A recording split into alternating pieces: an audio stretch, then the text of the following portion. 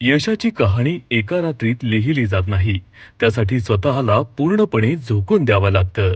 वडिलांकडून घेतलेल्या अवघ्या 20,000च्या कर्जातून त्यांनी शून्यातून विश्व निर्माण करण्याची जिद्द बाळगली. वाटेत अनेक संकटे आली, पण पावले कधीच थांबली नाहीत. आज तो 20,000चा आकडा कोट्यवधींच्या साम्राज्यात बदलला आहे.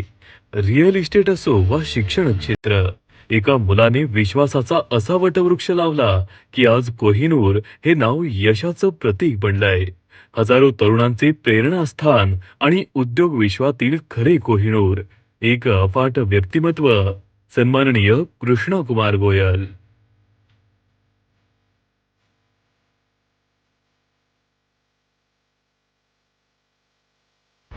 नमस्कार, मी प्रतीक. चालता बोलता न्यूजच्या यशस्वी भव या सत्रात मी तुम्हा सर्वांचं मनपूर्वक स्वागत करतो.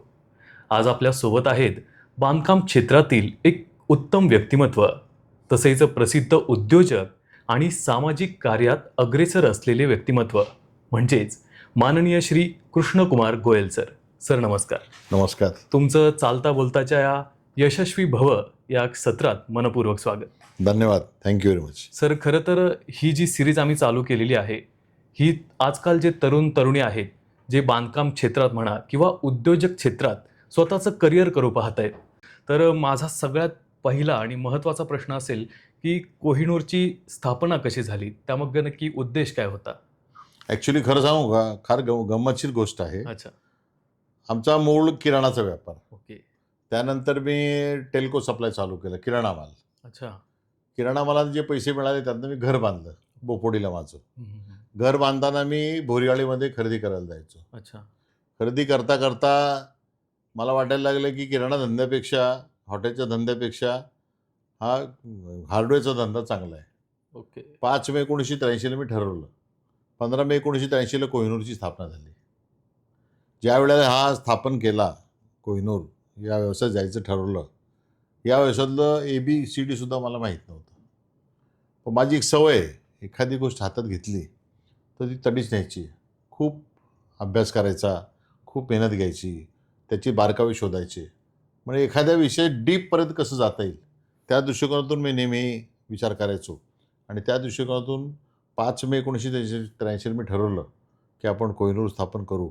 आणि 15 मे 1983ला मी कोहिनूरची स्थापना केली आणि पिंपरी चिंचवडमध्ये कोहिनूर एजन्सी नावाने हा व्यवसाय मी सुरू केला. सर, मग हे स्थापन करत असताना कोणत्या कोणत्या आव्हानांचा तुम्हाला सामना करावा लागला?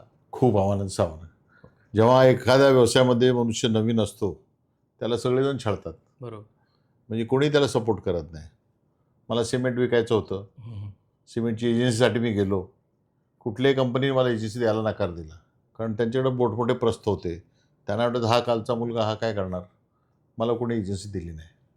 पण मी अत्यंत आत्मविश्वासाने सर्व कंपन्यांना सांगितलं, सर आज मी तुमच्याकडे आलो आहे, एक काळ असा येईल की तुम्ही माझ्याकडे याल आणि मला मस्कालवून एजन्सी द्याल.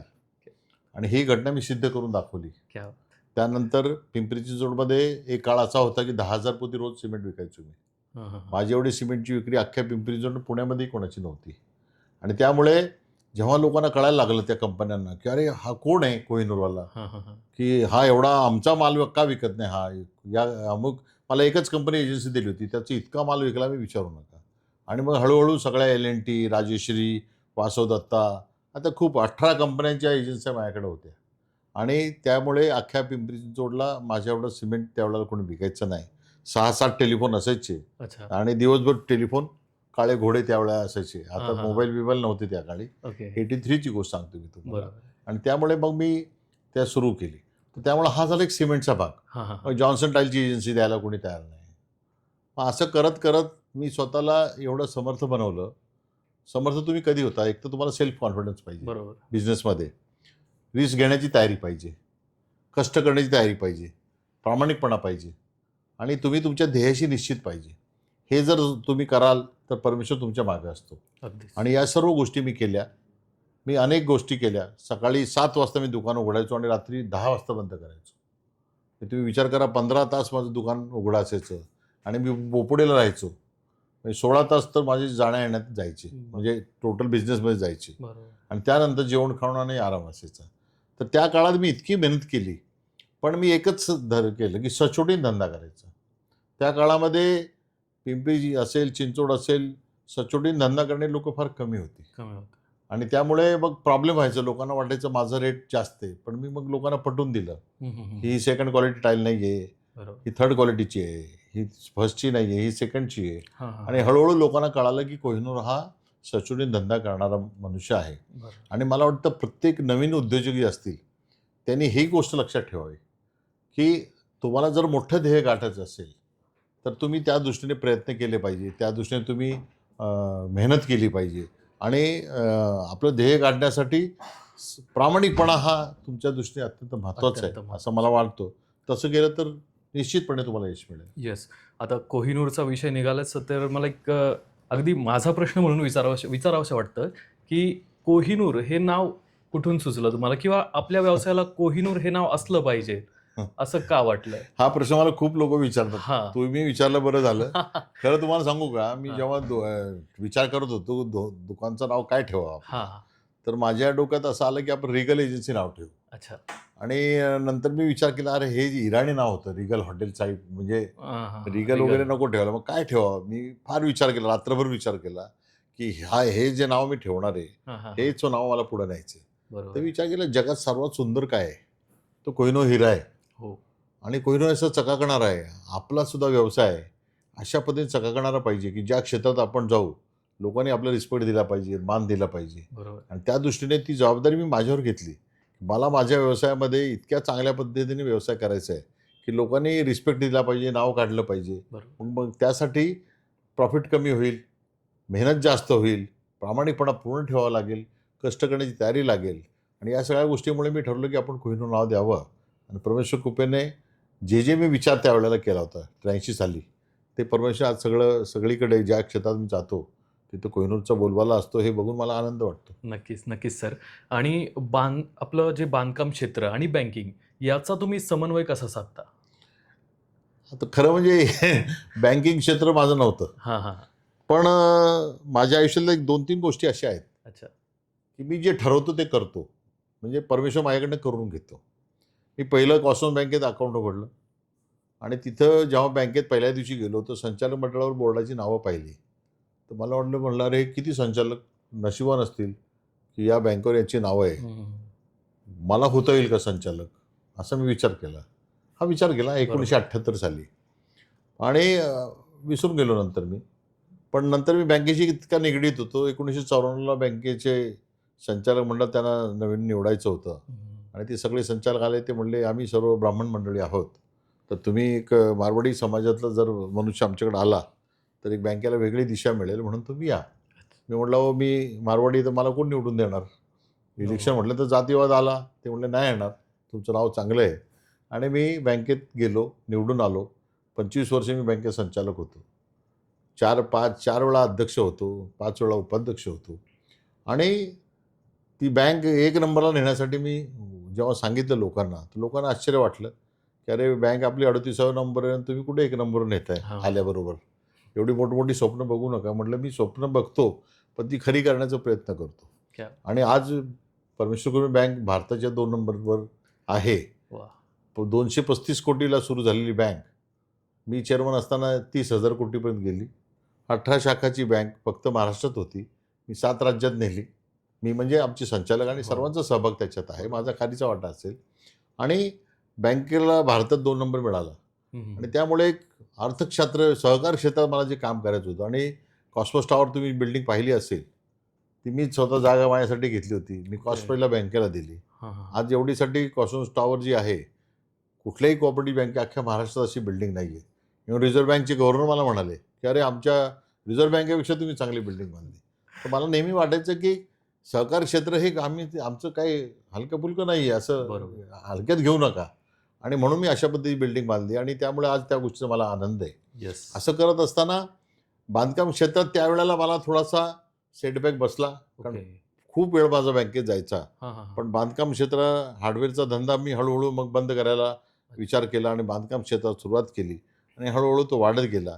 गेल्या 6 वर्षापासून जेव्हापासून मी बँक सोडली, कारण 25 वर्ष झाल्यानंतर मीच ठरवलं की आता नवीन लोकांना संधी द्यायला पाहिजे.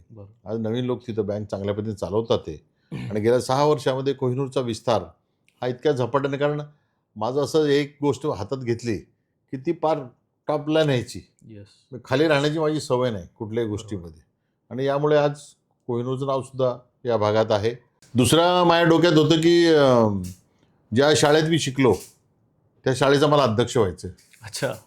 कुठल्या तरी एका कार्यक्रमात मी एका चीफ गेस्टला पाहिलं की ओळख करून देताना मुख्याध्यापक म्हटले, आम्हाला आनंद वाटतो हे या शाळेचे माजी विद्यार्थी यांना संस्थेचे अध्यक्ष आहे. मी विचार केला, मी नेहमी काय विचार करतो, ही व्यक्ती हे करू शकतो, मी का करू शकत नाही, माझ्यात काय कमतरता आहे. बरोबर. त्या कमतरता शोधण्याचा मी प्रयत्न करतो आणि कमतरता पूर्ण करण्यासाठी मी धडपड करतो. आज त्या संस्थेचा मी अध्यक्ष आहे, खडकी शिक्षण संस्थेचा, आणि उपाध्यक्ष होतो 17 वर्ष. हां, हां. आता गेले 7-8 वर्षापासून मी अध्यक्ष आहे, आणि त्यामुळे ती एक माझी स्वप्न, इच्छा परमेश्वराने पूर्ण केली. तिसरी गोष्ट, जे आईवडिलांनी मला जन्म दिला हां, हां. त्यांचं ऋण आपण विसरू शकत नाही आयुष्यात. पण आपल्या आयुष्यात असं काय करू शकतो का की आपण या जगात नसलो तरी त्यांचं नाव चालेल. म्हणून मग मी जेव्हा पाहिलं गरवारे कॉलेज, अमुक अमुक कॉलेजची नावं पाहिली, हां. तर मग आईवडिलांच्या नावाने कॉलेज, शाळा, ज्युनियर कॉलेज आपण चालू करू शकतो का, हा विचार मी कधी केला जेव्हा माझ्या खिशात ₹1000 सुद्धा नव्हते. पण मला सांगण्याचा मुद्दा नवविकून आहे की तुम्ही जसं विचार करता तसं आयुष्यात घडत असतं, आणि तुम्ही मोठे स्वप्न पहा, त्या स्वप्नांचा पाठलाग करा, परमेश्वर तुमच्या मागं असतो. आज माझ्या आईच्या नावाने दापोडीला CK Goyal art science commerce college आहे, खडकीला ज्युनियर कॉलेज आहे, चिंचवडला शाळा आहे, येस. चंद्रकला किशोरलाल गोयल प्राथमिक माध्यमिक विद्यालय. तर सांगण्याचा मुद्दा असा आहे की आपण जसं ठरवतो तसं होतो. अशा 3 गोष्टी झाल्या. पुणा फेस्टिवल पुण्यामध्ये फार फेमस होता. हो. आम्हाला तिकीट मिळायचं नाही तिथलं आज जायला. मला नेहमी वाटायचं, अरे काय हे पुणा फेस्टिवल, कलमाडी साहेबांचं किती हे. हां. आज मी त्या पुणा फेस्टिवलचा उपाध्यक्ष आहे. सांगण्याचा मुद्दा एवढा, ही माझी आत्मस्तुती नाही, बरोबर आहे. माझी बढई नाही. नाही. मला सामान्य लोकांना, आमच्या युवकांना हेच सांगायचं की Yes. कुठल्याही गोष्टी घाबरू नका. बरोबर आहे. माझं भांडवल मी ₹20,000 सुरू केलं बिझनेस. तुम्हाला आश्चर्य वाटेल, माझ्या वडिलांनी 1 वर्षात 22,400 घेतले, ₹24 व्याज घेतलं माझ्याकडनं. मला राग आला वडिलांचा, अरे बाप तुम्ही काय आमच्याकडनं व्याज घेताय. ते म्हटले, अरे तू बँकेतनं कर्ज घेतलंस तर व्याज दिलं असतं ना. तेव्हा मला राग आला, पण आज मला वाटतो माझा बाप करेक्ट होता. बरोबर आहे. तर सांगण्याचा मुद्दा हा असेल, ₹20,000 भांडवलापासून सुरू झाले, ते सुद्धा 22,400 दिले. शून्य भांडवलापासूनची कोहिनूरची सुरुवात ही आजची या घटना. सही. मला हे विचारायचं आहे सर, की तुम्ही आत्ता बोलता बोलता म्हणालात की तुम्ही ज्यावेळेस बँकिंग क्षेत्राकडे लक्ष देत होतात तेव्हा थोडासा थ्रोबॅक्स बसला, तर असा कुठला संकट काळ वगैरे आला होता खूप का? आला.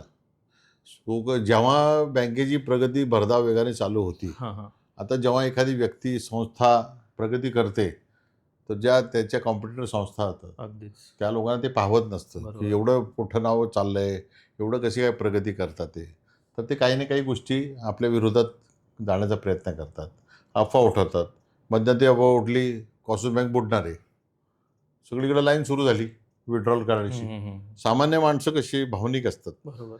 कष्टाचा पैसा असतो, त्यांना वाटतं अरे माझे पैसे बुडाले. तर मी शाखांमध्ये जाऊन सांगायचो की माझ्या ही बँक स्थिर आहे, या बँकेला पुढच्या 100 वर्षात काय होणार नाही आहे, तुम्हाला गॅरंटी चुकीचं वाटतं मी माझे स्वतःच चेक द्यायला तयार आहे, तुम्हाला माझ्याकडनं पैसे घेऊन जा तुमच्या डिपॉझिटचे. आणि असे करून त्यावेळेला बँकेला एक मोठा सेटबॅक बसणार होता, पण तो टळला. अशी अनेक संकट आली, प्रॉपर्टी डिपार्टमेंटकडनं इकडं याची इन्क्वायरी त्याची इन्क्वायरी, पण सर्वात सही सलामत आम्ही बाहेर पडलो, कारण काही चुकीचं काम आपण कधी केलंच नव्हतं. ती बिल्डिंगसुद्धा मी स्वतः माझ्या देखरेखीखाली बांधली. कॉस्मॉस टॉवर ही जी बिल्डिंग आहे, 115 कोटी रुपये त्यावेळेला खर्च झाला होता. 4,200 रुपये स्क्वेअर फुटामध्ये विथ इंटिरियर बांधलेली अख्ख्या, मला वाटतं महाराष्ट्रामध्ये आमची बिल्डिंग असेल. कारण प्रत्येक गोष्ट ताऊन सुलाखून घ्यायची, बार्गेनिंग करून घ्यायची, ही माझी सवय आहे. 10 रुपयाची वस्तू 7 रुपयात कशी मिळेल तो प्रयत्न करायचा. हो. 10ची वस्तू 11 रुपयात नाही खरेदी करायची. तर सार्वजनिक जीवनामध्ये या सगळ्या गोष्टीकडे लक्ष दिलं पाहिजे आपण. Yes sir. आता कोहिनूर ग्रुप हा नाही म्हटलं तरी संपूर्ण जगभरात ओळखला जातो, पण हा जो ब्रँड टिकवून ठेवण्यासाठी तुम्ही काय निकष किंवा काय आयडियाज वापरता? कस्टमरला दिलेला शब्द पाळणं.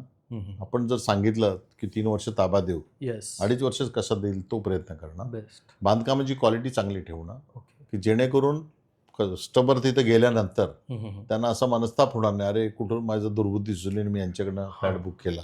बरोबर. आणि यासाठी मी काय केलं, सदा सुखी रहो हे माझी टॅगलाईन आहे हो. कोहिनूरची. त्या टॅगलाईन मागचा उद्देश हा आहे की आफ्टर सेल सर्व्हिस आम्ही देतो कस्टमरला, की ताबा दिल्यानंतर 3 वर्षातही काही प्रॉब्लेम झाला तर आम्ही फ्री ऑफ कॉस्ट ती त्यांना सर्व्हिस देतो. तुम्ही जाणून एखादी गोष्ट तोडली असेल तर त्याला आम्ही जबाबदार नाही, पण आमचा मॅन्युफॅक्चरिंग डिफेक्ट काय असेल त्यासाठी आम्ही सदा सुखीरोची टीम केली. 70 लोक त्या टीममध्ये आहे. अच्छा. आणि एक मी पाहिलं, तुम्ही पेपरला जाहिराती देऊन तुमचं माल विकला जात नाही. नाही. तुमचे फ्लॅटधारकच तुमचे स्पोक पर्सन असतात. तुम्ही त्यांना चांगली वागणूक दिली, चांगली क्वालिटी दिली तर ते का तुम्ही ते सांगतात. आणि आता आम्ही तर काय केलं आहे, रेफरल सिस्टीम चालू केली की जो फ्लॅटधारक माझ्याकडे त्याच्या मित्राचा, त्याचा नातेवाईकाचा फ्लॅट घ्यायला सांगेल, आम्ही त्याला 1,00,000 देऊ. तर आम्ही आमच्या फ्लॅटधारकांना म्हणतो, तुम्ही 80,00,000चा फ्लॅट घेतला ना, मग 80 फ्लॅट विका, तुमचा फ्लॅट फ्री मिळेल तुम्हाला 1,00,000 देऊन. बरोबर. तर त्यामुळं ती एक चांगली रेफरल स्कीम आमची कोहिनूर ग्रुपची अख्ख्या पुण्यामध्ये प्रसारित झाली आणि त्याचा अच्छा. चांगला उपयोग लोकांना होतोय. सर आता काय होतं, बऱ्याचदा जे नवोदित तरुण तरुणी असतात ते म्हणतात की आम्हाला सक्सेस लगेच मिळाला पाहिजे. तर मग संयम की वेग, तुम्ही काय सांगाल त्यांना, की तुम्ही नाही. स्पीड अप करा की हळूहळू चला? तुम्हाला नाही, स्पीड तुम्ही ठेवा हां. बिझनेसमध्ये, पण स्पीड ठेवताना शेवटी कुठलाही बिझनेस असू द्या, फायनान्शियल डिसिप्लिन हे फार महत्त्वाचं आहे. येस. तुमच्याकडे किती पैसे आहे, स्वतःचे किती आहे, बाहेरचे किती आहे, आणि पैशाशिवाय कुठले काम अडत नाही. तुमचं जर रेप्युटेशन मार्केटला असेल आणि लोकांना कसं खात्री वाटत असेल की अरे, ही व्यक्तीने शब्द दिला तर शब्द पाळेल. तर आज पण मी माझा शब्द पाळत आलो. मी जे कोणालाही शब्द दिला तर शक्यतो 99.99% तो पूर्ण केलेला आहे. तर त्या दृष्टिकोनातून मला वाटतं की फार यशाच्या मागं नाही धावत जायचं. कष्ट करा, स्वतःला कॉन्फिडंट करा, आणि कॉन्फिडंट झाल्यानंतर जे आहे ना, की मग तुम्हाला एक खात्री वाटेल त्या गोष्टीची किंवा नाही, आता मी या पद्धतीने जाऊ शकतो. फार फास्ट गेलो की मनुष्य खाली पडतो. बरोबर. तर त्यामुळे स्पीडली हळू वेग वाढवा, आणि वेग वाढवताना तुम्ही स्वतःला खात्री करा की मी जे करतो हे बरोबर आहे. माझं फायनान्शियल डिसिप्लिन बरोबर चाललंय ना, त्या दृष्टीने तुम्ही केलं तर ते बरं होईल असं Yes. मला वाटतं. आपण यशाच्या मागे धावत असताना कुठला तरी एक आयडॉल असतो आपल्यासमोर, की या व्यक्तीसारखं मला व्हायचं, किंवा त्या व्यक्तीचे विचार असतात. तर अशी कोणती व्यक्ती तुमच्या आयुष्यात होती किंवा आहे, ज्यांचं तुम्ही मार्गदर्शन घेऊन किंवा त्यांच्या आयुष्याचा विचार करून तुम्ही पुढे चालताय? मी रतन टाटांबद्दल, टाटा ग्रुपबद्दल ऐकलं होतं. हां. रतन टाटांचं ऐकलं की एवढा मोठा उद्योगपती, एकदम सिंपल, कधी फार याच्यामध्ये नाही, प्रसिद्धीच्या मागं नाही, पण पैसा कमवताना ज्या प्रिन्सिपलने ते पैसे कमवतात, ज्या प्रिन्सिपलने ते डोनेशन देतात, आणि गरिबांसाठी त्यांच्या मनात जी कळ होती ते मी नेहमी वाचायचो. मी शाळेत कॉलेजमध्ये असताना बायोग्राफी वाचली या मोठमोठ्या लोकांची. ते मला भावले की बिझनेस करा, टॉप मोस्ट व्हा, पण समाजासाठी काहीतरी करा. कारण ज्या समाजाने तुम्हाला दिले त्या समाजासाठी तुम्ही काहीतरी दिलं पाहिजे. दिलं पाहिजे. आणि ते माझ्या डोक्यात पिक्क बसलं आहे. आणि म्हणून मी आता, माझी दोन्ही मुलं राजेश विनीत बिझनेस सांभाळतात आहे. हो. माझा आता 70% 75% वेळ हा सामाजिक कार्यातच जायचा माझा हो. प्रयत्न करतो. आणि मी प्रयत्न करतो की ज्या लोकांना माझी गरज आहे हां. त्या लोकांना मी नक्की मदत केली पाहिजे, त्या उद्देशाने मी काम करतो. येस, माझा हाच पुढचा प्रश्न याच संदर्भात होता, की जे सामाजिक कार्य तुम्ही जबाबदारी जी पार पडत असता, त्यातून तुम्हाला काय समाधान मिळतं? मानसिक समाधान. येस. काय असतं, आधी मनुष्य पैशाला कमवतो, मग पैसा पैशाला कमवतो, आपली गरज नाही आहे. आज माझं असं मत आहे की तुम्हाला परमेश्वरानं सर्व दिलं आहे, हां. समाजासाठी तुम्ही देणं लागतं. आणि जेव्हा आपण समाजाला काही देतो आणि त्या समाजाच्या चेहऱ्यावर आनंद बघतो ना, त्याचा जे आनंद आपल्याला मिळतो, सुख मिळतं ना, मला वाटतं ते पैशात मोजता येणार नाही, अगदीच सर. इतकं मोठं आहे. आणि मी भाग्यवान आहे, हो. माझ्या आयुष्यात इतकी चांगली लोकं आली एकापेक्षा एक, की मी ज्यांना मदत केल्यानंतर त्यांच्या ज्या दुवा आहेत त्या मला लागतात. आणि त्यामुळे मी नेहमी म्हणतो प्रेझेंट असतो, येस. म्हणजे तयार असतो. हां, हां. आणि मला वाटत नाही मी आता 73 वर्षात झालो म्हणून.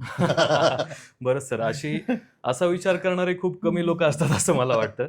पण आता पुढचा एक आणि शेवटचे 2 प्रश्न, हां. की पुढील 10 वर्षात तुम्ही रिअल इस्टेट क्षेत्राकडे कोणत्या दृष्टिकोनातून बघता? रिअल इस्टेट क्षेत्रामध्ये खरं म्हणजे भारत अख्ख्या जगामध्ये सगळ्यात प्रगतिशील देश असा आहे. अच्छा. पुढच्या 10 वर्षामध्ये भारताची प्रगती कित्येक पटीने होणार आहे. रेसिडेन्शियल म्हणा, कमर्शियल म्हणा, या ज्या स्कीम्स आहेत या पुढच्या काळात त्यांना प्रत्येकाला भारतात बिझनेस चालू करायचा आहे. बिझनेस चालू करायचं म्हणजे नोकऱ्या येणार, नोकऱ्या बरोबर. वाढणार म्हणजे घरं वाढणार, म्हणजे हो. त्या दृष्टीने घरांची कमतरता कधीच कमी पडणार नाही. आणि त्या दृष्टिकोनातून या बिझनेस भविष्य चांगलं आहे. अच्छा. पण या व्यवसायामध्ये जो जमान्याबरोबर जाईल हां, हां. तो सक्सेस राहील. येस. आता आमच्या पूर्वीचा काळ वेगळा होता, वेगळा नंतरचा काळ वेगळा होता. आजचा काळ काय आहे? AI, बरोबर. ChatGPT, ChatGPT. नवीन टेक्नॉलॉजी. तुम्ही आपल्या जसं जसं दिवस जातात, वेळ जाते, आपल्या स्वतःच्या टेक्नॉलॉजीप्रमाणे आपल्या बिझनेसला चेंज केलं पाहिजे. चेंज केलं पाहिजे. तुम्ही नोकियाचं उदाहरण बघा. नोकिया मोबाईल आला, सगळ्यात फेमस होता. टेक्नॉलॉजीवर गेला नाही, नावच नाही. नावच ॲपल कुठल्या कुठं पोचला. येस, तर त्या दृष्टीने हे उदाहरण लागून लोकांनी लक्षात ठेवलं पाहिजे बरोबर. की जशी टेक्नॉलॉजी चेंज होते तरी तुमच्या व्यवसायात तुम्ही त्याचा चेंज करा आणि त्याप्रमाणे मग तुम्हाला मरण नाही कुठेही. आणि नवीन जी आव्हानं येतात ना त्याला सामोरं घाबरायचं नसतं कधीही. हां. कुठलीही गोष्ट शिकण्याचा मी तर आज मी नेहमी म्हणतो माणसाने नेहमी विद्यार्थी राहावं, बरोबर. शिक्षक राहू नये, स्वतःला शिक्षक समजू नये. मी आता फार पंडित झालो, मी मास्तर झालो, आता मलाच सगळं कळतं असं नाही. नाही. मी आजही शिकतो येस. आणि मला प्रत्येक माणसामध्ये चांगला गुण असतो. त्या प्रत्येक माणसामधला चांगला गुण घ्यायचा तुम्ही प्रयत्न करा, आपल्यामध्ये अंगीकारा, हो. म्हणजे तुम्हाला आयुष्यात तो फायदा देईल अशी मला खात्री आहे. Yes sir. आता आपण एखाद्या सुंदर अशा हॉटेलमध्ये गेलो तर तिथे एक सिक्रेट रेसिपी असती त्या पदार्थाची. तर या यशामागची तुमचं सिक्रेट काय आहे? हे तुम्ही सांगू इच्छिता का आमच्या प्रेक्षकांना? सिक्रेट काय नाही, हा. अपार कष्ट, अच्छा. विषयाची सखोल माहिती, बरं. डीपपर्यंत जाण्याची कला, प्रामाणिकपणा, दिलेला शब्द पाळणं आणि पूर्णपणे त्या बिझनेसवर किंवा जी गोष्ट सामाजिक कार्य काही जे काही तुम्ही करत असाल ना पूर्ण झोकून देऊन काम करणं. येस. असं जर केलं तर सक्सेस मिळतच, परमिशन Yes. देतोच तुम्हाला. चालेल सर. एक शेवटचा मला एक प्रश्न तुम्हाला विचारू इच्छितो. हा. कारण की तुमच्या हेअरस्टाईल बद्दल बऱ्याच ठिकाणी चर्चा होते. तर नक्की काय आहे ते त्यामागे? गुपित आहे. ते आतापर्यंत कोणाला सांगितलं नाही. अच्छा, अच्छा. हे नॅचरल आहे असं समजा. ठीक आहे सर. नक्कीच तुम्ही आपला अमूल्य वेळ आम्हाला दिलात. आणि तुमच्याशी ज्या गप्पा झाल्या यातून नक्कीच पुढील तरुण-तरुणींना खरंच खूप मोलाचं मार्गदर्शन मिळेल अशी आशा व्यक्त करतो आणि इथेच थांबतो. धन्यवाद. चालता बोलता चॅनलच्या सर्व रसिकांना, प्रेक्षकांना मनापासून मी धन्यवाद देतो. तुम्ही एवढा वेळ काढून माझं सगळं ऐकताय. तुम्हाला किती फायदा होईल मला माहीत नाही, पण आशा करतो तुम्हाला एक चांगल्या गोष्टी यातनं कळतील. तुमच्या चॅनलचे सर्वांचे मनापासून धन्यवाद. Thank you very much.